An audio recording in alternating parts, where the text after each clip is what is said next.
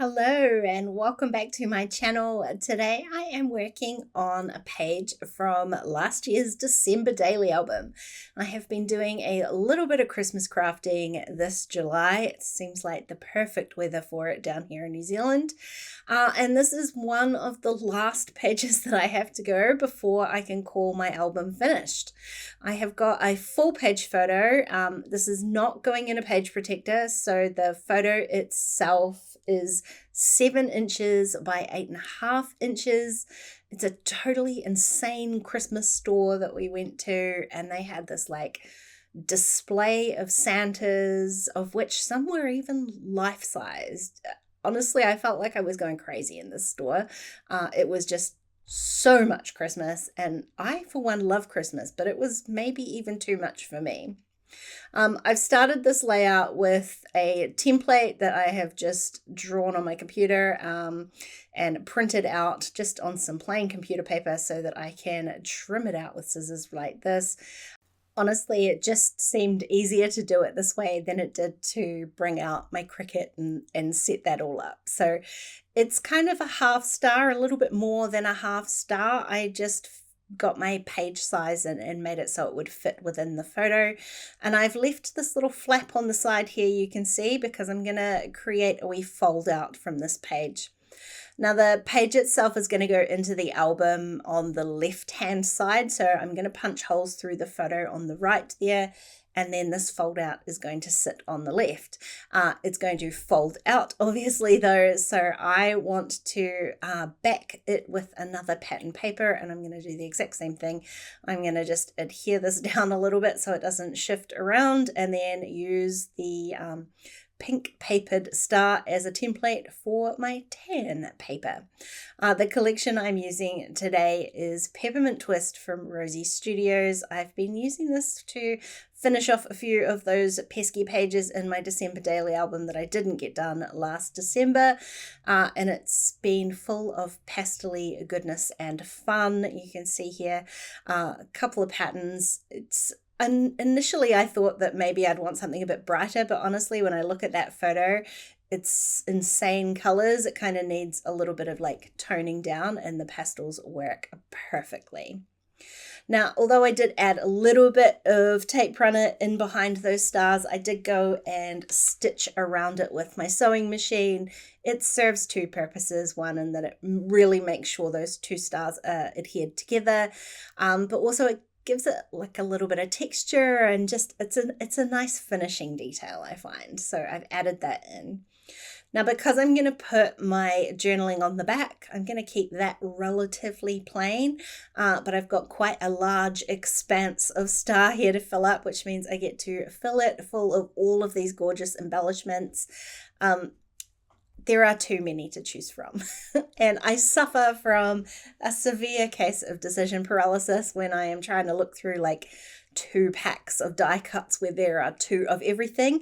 So generally beforehand, before I sit down to start filming for you guys, I pick out my pick of the bunch, which you can see in my little tray there.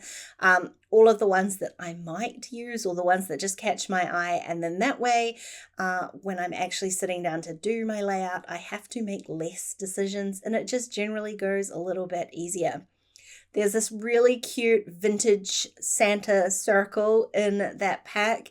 I knew I had to use it, as well as the chipboard title, Dear Santa, for this page. It was absolutely perfect. Both of those pieces I knew I had earmarked for this particular photo. You did see me pulling the stickiness off the back of that chipboard, literally just so that I could play around with my placement of things while I was working without it sticking to everything. It took me a while, I guess, to kind of get everything in the place that I wanted it, and just using a bit of a powder tool to take the stick off the back of that chipboard makes it so much easier for me to play around. I've got a Christmas tree there, which kind of echoes the shape of the star, which I really liked. And then one of those kind of slide wheels in behind there. I really love that because it brings in a bunch of different colors. Like there's a blue and a brown, and it just pulls in a lot of those colors that are in the photo as well. Now I have placed that so it's off to the side of the star a little bit. I just kind of like having it offset like that. It does mean that when you flip the star over, you're going to see a little bit of the back of those embellishments. It's just a tiny bit of white. I'm not really that bothered by it, so I'm happy to leave that there. And I'm going to finish out my embellishment cluster with a few bits of chipboard. I've got a little chipboard phrase sticker and some little arrows, kind of, I guess, pointing to the fact that this flips over.